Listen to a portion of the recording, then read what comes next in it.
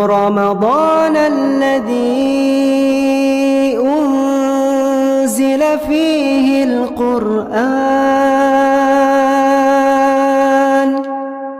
هدى للناس وبينات من الهدى والفرقان فمن شهد منكم الشهر فليصم شهر رمضان الذي أنزل فيه القرآن هدى للناس وبينات من الهدى والفرقان فمن شهد منكم الشهر فليصم. Assalamualaikum warahmatullahi wabarakatuh. Alhamdulillahirabbil alamin. Wa bihi nasta'in ala umurid dunya waddin. Wassalatu wassalamu ala asrafil anbiya'i wal mursalin sayyidina Muhammadin wa ala alihi washabihi ajma'in.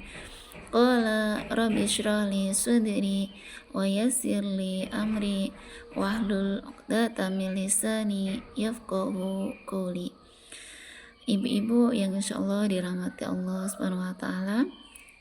Pertama-tama marilah kita panjatkan rasa puji syukur kita kehadirat Allah Subhanahu wa taala yang mana hingga saat ini kita masih diberi kesempatan untuk menghirup aroma harumnya Ramadan, melaksanakan keutamaan-keutamaan yang terdapat di dalamnya. Namun sebagian dari kita mungkin ya karena kesibukan, ada yang mungkin tidak bisa maksimal melakukan mungkin tilawah atau sholat-sholat sunnah. Nah, di sini akan saya sampaikan sebuah hadis dari Rasulullah yang mana hadis ini menyebutkan bahwa ada sedikit amalan namun yang begitu ringan namun begitu berat timbangannya kelak di yaumil qiyamah. Bahkan seseorang itu mungkin tidak akan percaya ketika nanti diberitakan kepadanya dia punya amalan yang pahalanya setara dengan gunung Uhud. Mungkin dia nggak akan percaya karena dia merasa tidak melakukan amalan yang besar.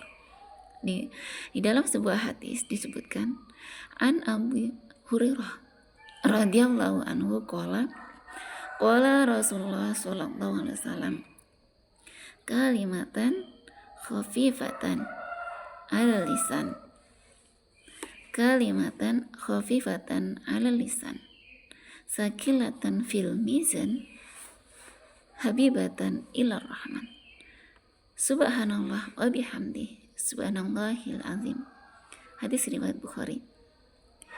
Ada dua kalimat menurut Rasulullah ya yang begitu ringan di lisan, diucapkan begitu mudah, ringan di lisan, namun begitu berat di timbangan dan dicintai Allah Zat yang Maha Pengasih.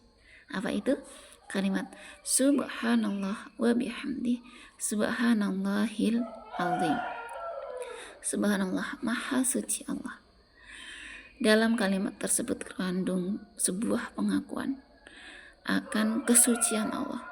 Tidak ada yang menandingi kesucian Allah. Dan di kalimat tersebut ada pengakuan bahwa kita itu begitu dhaif ya, hanya Allah yang Maha Suci. Jadi sambil mengucapkan subhanallah wa bihamdi, maka di hati kita ya sambil mengakui bahwa Allah itulah yang Maha Suci. Segala puji hanya patut untuk Allah. Dan Allah yang Maha Agung, hanya Allah yang Maha Agung. Kita itu bukan apa-apa. Nah, di kalimat itu mampu meruntuhkan kesombongan-kesombongan yang ada di diri kita. Ketika kita mungkin beri nikmat oleh Allah, mungkin bisa beli mobil mewah, ketika ada orang yang muji, bu mobilnya baru ya, kadang kita muncul kesombongan di hati kita. Aku loh. Nah, untuk meruntuhkan kesombongan di hati itu, maka kalimat tersebut diucapkan mengakui bahwa kita itu tidak ada apa-apanya. Kita itu bukan siapa-siapa. Hanya Allah lah yang maha suci, dan hanya Allah lah yang maha agung, dan hanya Allah lah yang patut mendapat pujian. Ibu-ibu yang dirahmati oleh Allah, selain kalimat tersebut, ada sebuah amalan yang juga ringan namun memiliki keutamaan yang luar biasa. Apa itu?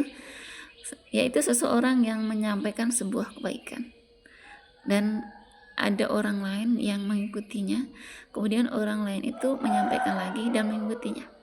Nah, seperti apa caranya? Kita kan bukan pendakwah ya Bu ya, kita rata-rata ibu rumah tangga. Lalu bagaimana cara kita menyampaikan itu? Mudah saja Bu ya, kita kan punya HP, kita bisa share kebaikan tuh mungkin di grup WhatsApp atau di Facebook atau IG, atau bisa di status WhatsApp-nya dengan kita sering istiqomah share di status WA, kemudian mungkin ada yang melihat tuh misalnya 100, cukup satu saja yang mengamalkan, lalu orang tersebut menyampaikan lagi, ada lagi yang mengamalkan, Masya Allah, kita akan meraih pundi-pundi pahala yang luar biasa tanpa sedikit pun mengurangi pahala orang tersebut. Nah, mudah ya Bu ya. Jadi jangan beranggapan, oh saya ini belum pantas share kebaikan. Jangan beranggapan seperti itu. Jangan karena kita merasa belum sempurna, jadi kita merasa tidak pantas. Karena jika hanya orang sempurna saja yang boleh share kebaikan, maka tidak akan ada satupun orang yang mau berdakwah, mau menyampaikan kebaikan. Karena apa? Karena tidak ada satupun orang pun yang sempurna setelah sepeninggalnya Rasulullah. Tidak ada. Ketika kita nanti dikatakan orang soalim atau sok suci, tidak usah didengarkan Bu ya, karena kelak kita sendiri yang akan menuai apa yang kita amalkan, bukan orang lain. Jadi jangan karena nyinyiran orang lain lalu kita akhirnya berhenti, tidak share lagi kebaikan.